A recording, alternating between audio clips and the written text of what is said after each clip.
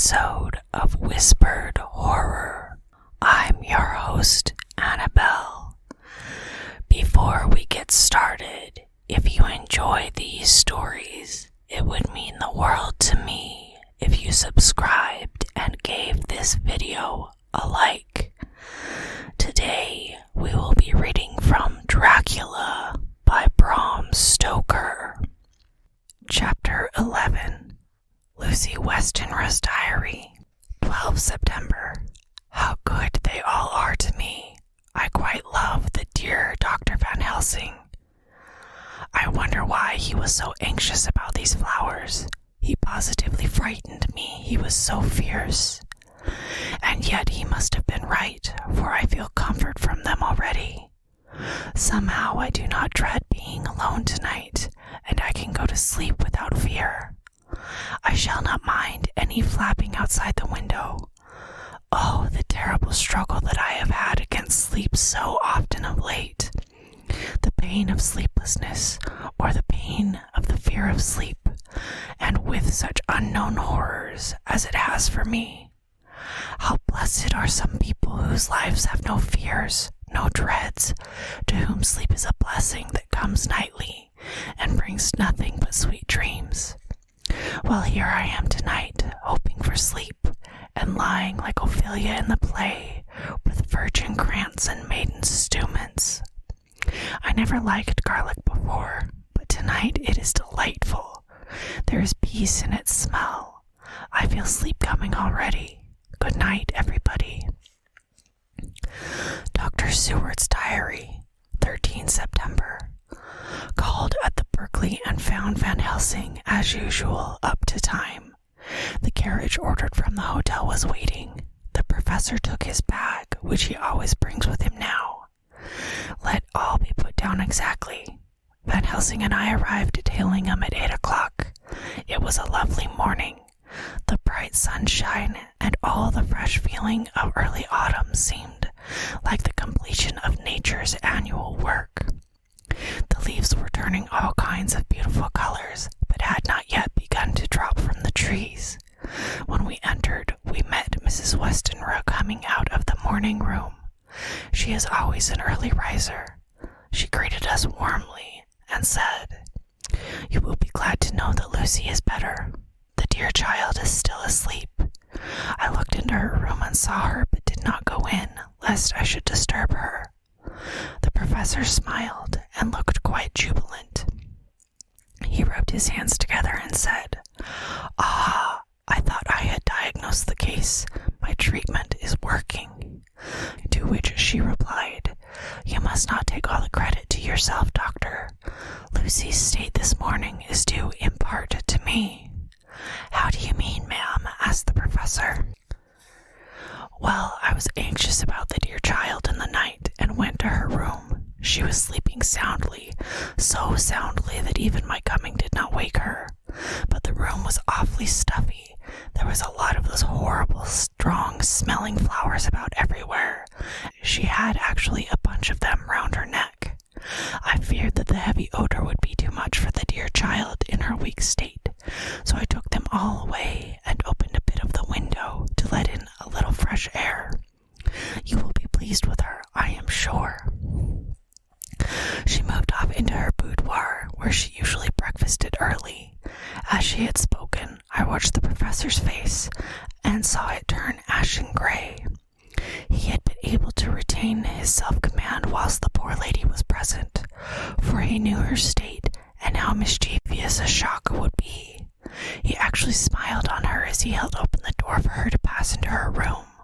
But the instant she had disappeared, he pulled me suddenly and forcibly into the dining room and closed the door.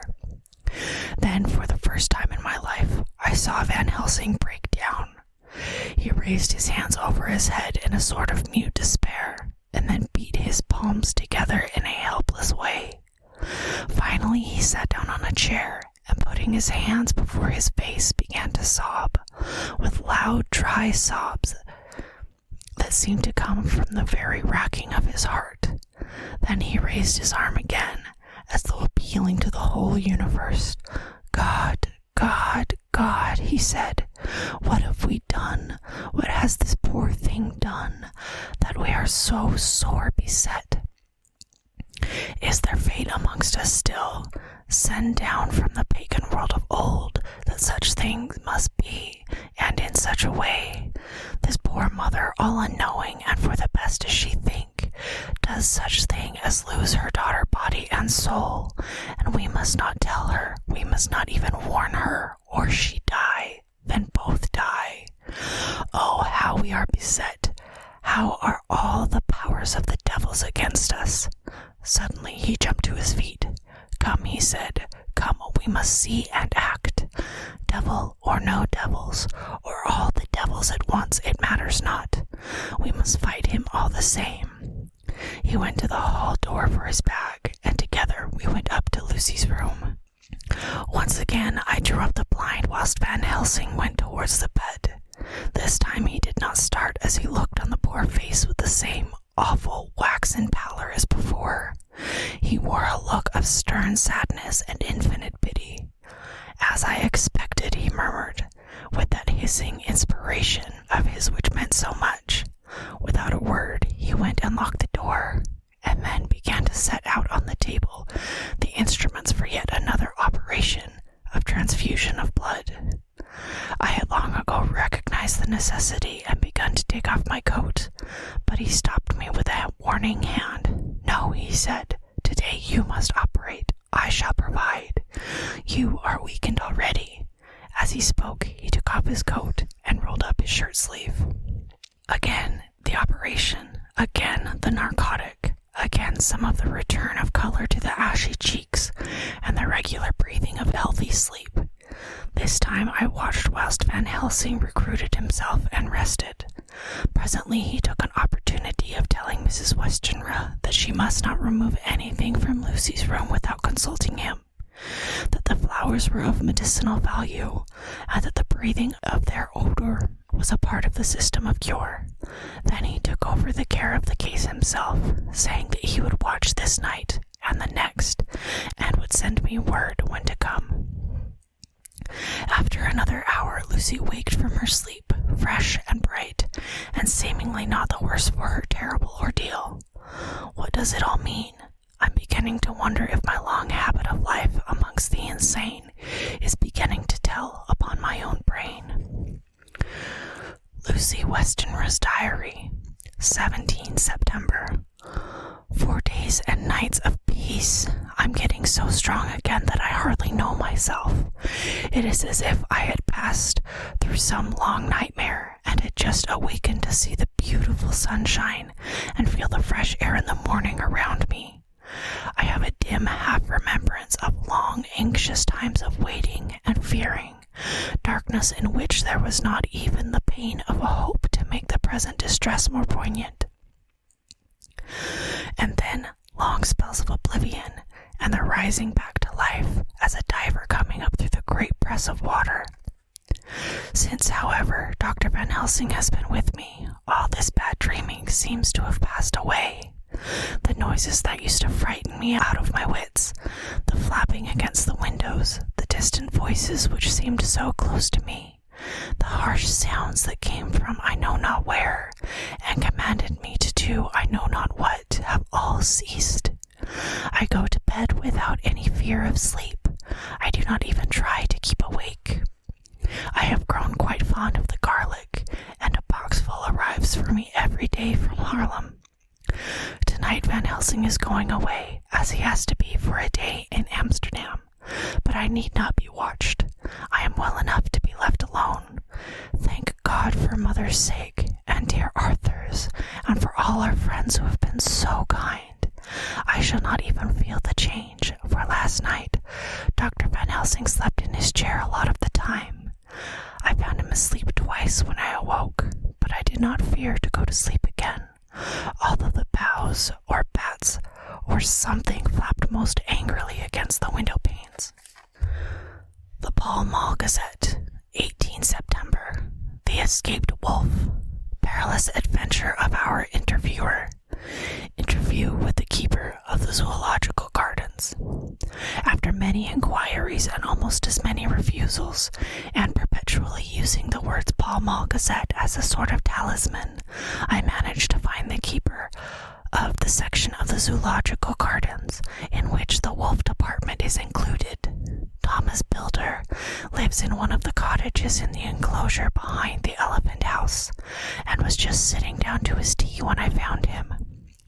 Thomas and his wife are hospitable folk, elderly and without children, and if the specimen I enjoyed of their hospitality be of the average kind, their lives must be pretty comfortable.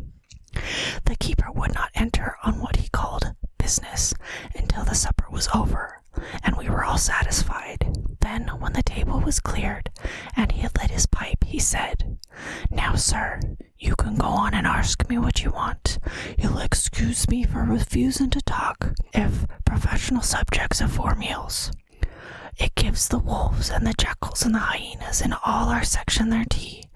Before I begins to ask them questions." "How do you mean, ask them questions?" I queried, wishing to get him into a talkative murmur. "Hitting of them over the head with a pole is one way, scratching of their ears is another. When gents as is flush wants a bit of shorve to their gals, I don't so much mind the fust. They hittin' with a pole afore I chucks in their dinner, but I waits till they've had their sherry and coffee, so to speak, afore I tries on with a ear scratchin', mind you." He added philosophically, "There's a deal the same nature in us as in them there animals. Here she would come in and asking me questions about my business, and I that grumpy like that only for your bloomin' arfquid I'd a seen you blowed fust for I'd answer. Not even when you asked me sarcastic like if I'd like to ask the superintendent if you might ask me questions without offense. Did I tell you to go to hell? You did. And when you said you'd report me for using of obscene language, that was hitting me over the head. And the arf quit mad, that all right. I weren't a going to fight, so I waited for the food, and did with my owl as with the wolves, the lions and tigers does. But Lord love your heart, now that the old woman has struck a chunk of her tea cake in me, and rinsed me out with her bloomin' old teapot, and I've lit up, you may scratch my ears for all you're worth, and you'll even get a growl out of me. Drive along with your questions. I know you're a-comin' at that, you're escaped wolf."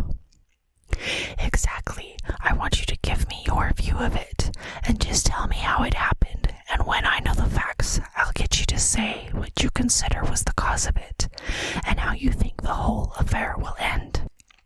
"All right, Governor, this here's about the whole story. That here wolf, what we called Berserker, was one of 3 grey ones that come from Norway to Jarmax, which we bought off him 4 years ago. He was a nice, well-behaved wolf that never gave no trouble to talk of. I'm more surprised at him for one to get out, nor any other animal in the place. But there you can trust wolves no more, nor women. Don't you mind him, sir," broke in Mrs. Tom, with a cheery laugh. "He's got mind in the animal so long that blessed if he ain't like an old wolf himself, but there ain't no harm in him. Well, sir, it is about 2 hours after feeding yesterday when I first hear any disturbance. I was making up a litter in the monkey house for a young puma which is ill, but when I heard the yelping and howling and I came away straight, there was Berserker a-tearing like a mad thing at the bars as if he wanted to get out. There wasn't much people about that day, and close at hand was only one man, a tall, thin chap, with a hook nose and a pointed beard, with a few white hairs running through it. He had a hard, cold look and red eyes, and I took a sort of mislike for him, for it seemed as if it was him they was irritated at. And he had white kid gloves on his hands, and he pointed out the animals, and said to me, 'Keeper, these wolves seem upset or something.' 'Maybe it's you,' says I, for I did not like the airs as he gave himself. He didn't get angry, as I'd hoped he would, but he smiled a kind of insolent smile with a mouthful of white, sharp teeth. 'Oh no, they wouldn't like me,' he says. 'Oh yes, they would,' says I, imitating of him. 'They always like a bone or two to clean their teeth about tea time. which you as a bagful. When it was an odd thing, but when the animals see us a-talkin' they lay down, and when I bent over to Berserker, he let me stroke his ears, same as ever. That there man came over, and blessed but if he didn't put his hand up and stroke the old wolf's ear too.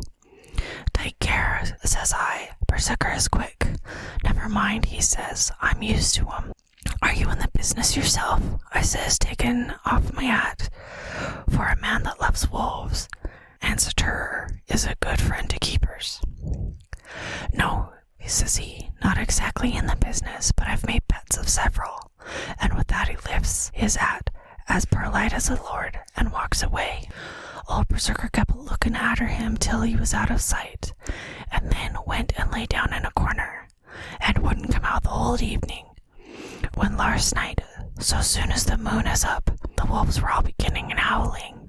There weren't nothing for them to owl at. There weren't no one near, except someone that was evidently a-calling a dog somewhere out back of the gardens in the park road. Once or twice I went out to see that all was right, and it was. Then the howling stopped, just before 12 o'clock, and I took a look round for turning in, and bust me, but when I came opposite the old Berserker's cage, I see the rails broken and twisted about, and the cage empty, and that's all I know for certain. Did anyone else see anything?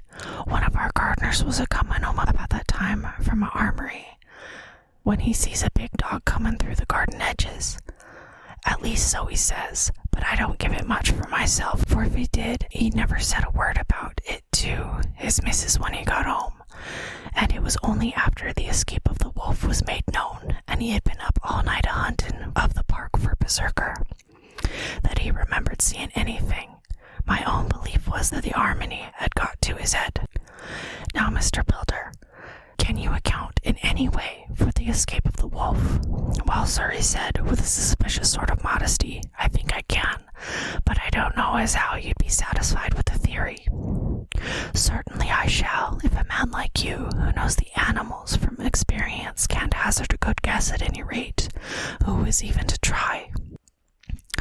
Well then, sir, I accounts for it this way. It seems to me that your wolf escaped simply because he wanted to get out. From the hearty way that both Thomas and his wife laughed at the joke, I could see that it had done service before, and that the whole explanation was simply an elaborate sell. I couldn't cope in the badinage with the worthy Thomas, but I thought I knew a surer way to his heart, so I said, Now, Mr. Builder, let's consider the first half-sovereign worked off, and this brother of his is waiting to be claimed when you've told me what you think happened. Right ye are, sir, he said briskly. You'll excuse me for a chaffin' of ye, but the old woman here winked at me, and which was as much as telling me to go on. Well, I never, said the old lady. My opinion is this, that here wolf is a-hiding off somewheres. The gardener what didn't remember said he was a-galloping northward faster than a horse could go, but I don't believe him, for, you see, sir, wolves don't gallop no more than dogs does. They not being built that way. Wolves is fine things in a storybook, and I do say, when they gets in packs and does be driving something that's more fear than they can make a devil of a noise and chop it up, whatever it is. But Lord bless you, in real life a wolf is only a low creature, not half so clever as a good dog, and not half a quarter so much fight in him. This one ain't been used to fighting or even to providing for himself, and more like he's somewhere round the park, a-hiding and a-shivering of, and if he thinks at all, wondering where he is to get his breakfast from, or maybe he's got down some area and is in a coal cellar. My eye, won't some cook get a rum start when she sees his green eyes a-shining at her out of the dark? If he can't get food, he's bound to look for it, and mayhap he may chance to light on a butcher's shop in time. If he doesn't, and some nursemaid goes a-walking off with a soldier, leaving of the half-faint in the perambulator, well, then I shouldn't be surprised if the census is one babby the less. That's all. I was handing him the half-sovereign when something came bobbing up against the window, and Mr. Balder's face doubled its natural length with surprise. "God bless me," he said. "If there ain't old Berserker come back by himself." He went to the door and opened it, a most unnecessary proceeding it seemed to me. I have always thought that a wild animal never looks so well as when some obstacle of pronounced durability is between us. A personal experience has intensified rather than diminished that idea. After all, however, there is nothing like custom, for neither Builder nor his wife thought any more of the wolf than I should of a dog. The animal itself was peaceful and well behaved, as that father of all picture wolves, Red Riding Hood's quondam friend, while seeking our confidence in masquerade. The whole scene was an unutterable mixture of comedy and pathos. The wicked wolf that for half a day had paralyzed London and set all the children in the town shivering in their shoes was there in a sort of penitent mood, and was received and petted like a sort of vulpine prodigal son. Old Balder examined him all over with the most tender solicitude, and when he had finished with his penitence said, "There, I knew the poor old chap would get into some kind of trouble. Didn't I say it all along? Here's his head all cut and full of broken glass. He's been a-getting over some bloomin' wall or other. It's a shame that people are allowed to top their walls with broken bottles. This here's what comes of it. Come along, Berserker." He took the wolf and locked him up in a cage with a piece of meat that satisfied, in quantity at any rate, the elementary conditions of the fatted calf, and went off to report. I came off too to report the only exclusive information that is given today regarding the strange escapade at the zoo. Dr. Seward's Diary, 17 September. I was engaged after dinner in my study posting up my books, which, through press of other work and the many visits to Lucy, had fallen sadly into arrear. Suddenly the door was burst open, and in rushed my patient, with his face distorted with passion. I was thunderstruck, for such a thing as a patient getting of his own accord into the superintendent's study is almost unknown. Without an instant's notice, he made straight at me. He had a dinner knife in his hand, and as I saw he was dangerous, I tried to keep the table between us. He was too quick and too strong for me, however, for before I could get my balance, he had struck at me and cut my left wrist rather severely. Before he could strike again, however, I got in my right hand, and he was sprawling on his back on the floor. My wrist bled freely, and quite a little pool trickled onto the carpet. I saw that my friend was not intent on further effort, and occupied myself binding up my wrist, keeping a wary eye on the prostrate figure all the time. When the attendants rushed in, we turned our attention to him. His employment positively sickened me. He was lying on his belly on the floor, licking up, like a dog, the blood which had fallen from my wounded wrist. He was easily secured, and to my surprise went with the attendants quite placidly, simply repeating over and over again, "The blood is life! The blood is life!" I cannot afford to lose blood just at present. I have lost too much of late for my physical good. And then the prolonged strain of Lucy's illness and its horrible faces is telling on me. I am overexcited and weary, and I need rest, rest, rest. Happily Van Helsing has not summoned me, so I need not forego my sleep. Tonight I could not well do without it. Telegram Van Helsing, Antwerp, to Seward Carfax. Sent to Carfax, Sussex, as no county given. Delivered late, by 22 hours. 17 September. Do not fail to be at Hillingham tonight. If not watching all the time, frequently visit and see that flowers are as placed. Very important, do not fail. I shall be with you as soon as possible after arrival. Dr. Seward's Diary, 18 September. Just off train to London. The arrival of Van Helsing's telegram filled me with dismay. A whole night lost, and now, by bitter experience, what may happen in a night. Of course, it is possible that all may be well, but what may have happened? Surely there is some horrible doom hanging over us, that every possible accident should thwart us in all we try to do. I shall take this cylinder with me, then I can complete my entry on Lucy's phonograph. Memorandum left by Lucy Westenra, 17 September, night. I write this and leave it to be seen, so that no one may by any chance get into trouble through me. This is an exact record of what took place tonight. I feel I am dying of weakness, and have barely strength to write, but it must be done if I die in the doing. I went to bed as usual, taking care that the flowers were placed as Dr. Van Helsing directed, and soon fell asleep. I was waked by the flapping at the window, which had begun.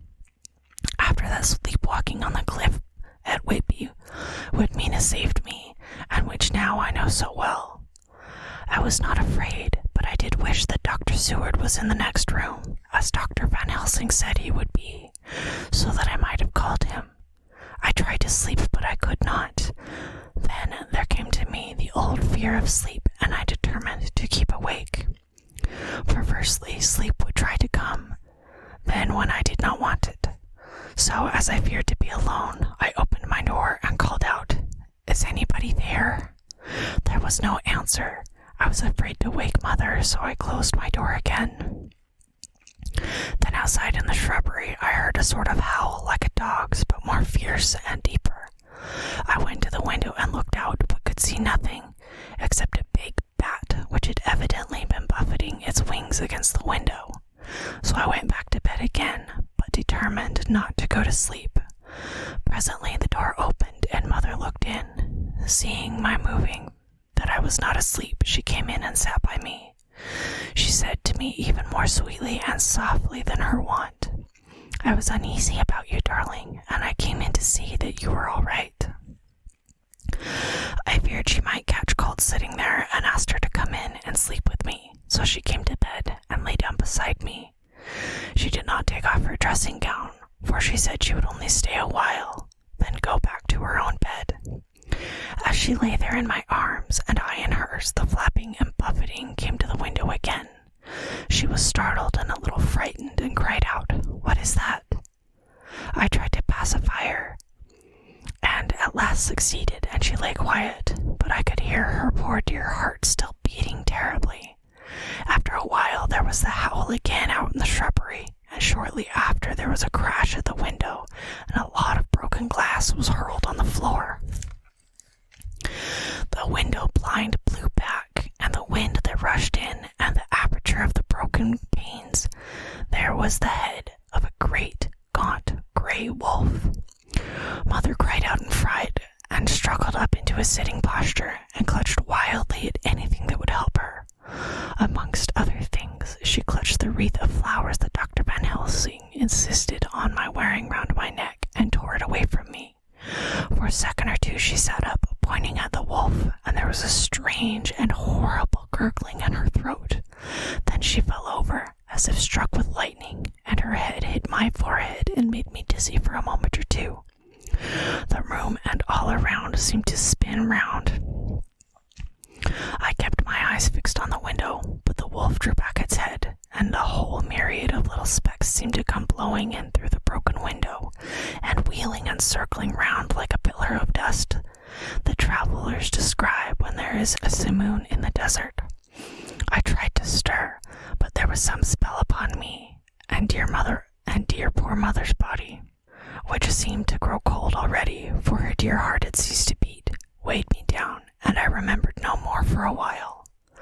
The time did not seem long, but very, very awful, until I recovered consciousness again. Somewhere near, a passing bell was tolling, the dogs all round the neighborhood were howling, and in our shrubbery, seemingly just outside, a nightingale was singing. I was dazed and stupid with pain and terror and weakness, but the sound of the nightingale seemed like the voice of my dead mother come back to comfort me. The sound seemed to have awakened the maids too, for I could hear their bare feet pattering outside my door. I called to them and they came in, and when they saw what had happened, and what it was lay over me on the bed, they screamed out. The wind rushed in through the broken window, and the door slammed to. They lifted off the body of my dear mother, and I laid her, covered up with a sheet, on the bed after I had got up. They were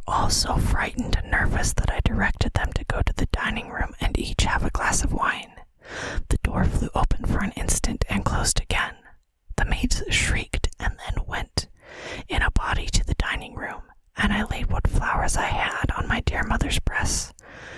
When they were there, I remembered what Dr. Van Helsing told me, but I didn't like to remove them. And besides, I would have some of the servants to sit up with me now. I was surprised that the maids did not come back. I called for them, but got no answer, so I went to the dining room to look for them. My heart sank when I saw what had happened. They all four lay helpless on the floor, breathing heavily. The decanter of sherry was on the table half full, but there was a queer, acrid smell about. I was suspicious and examined the decanter. It smelled of laudanum, and looking on the sideboard, I found that the bottle which Mother's doctor uses for her, and did use, was empty. What am I to do? What am I to do? I am back in the room with Mother. I cannot leave her, and I am alone, save for the sleeping servants, whom someone has drugged. Alone with the dead, I dare not go out, for I can hear the low howl of the wolf through the broken window. The air seems full of specks, floating and circling in the draught from the window, and the lights burn blue and dim. What am I to do? God shield me from harm this night.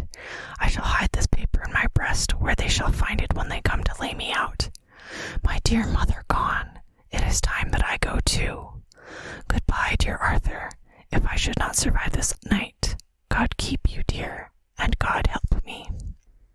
This concludes today's episode of Whispered Horror. Tune in next time to continue listening to Dracula by Bram Stoker. Once again, if you enjoy these stories, please subscribe and like the video. Also, let me know of any classic horror stories you would like to hear in the comments below. Thank you so much for listening, and remember, it's okay to be afraid of the dark.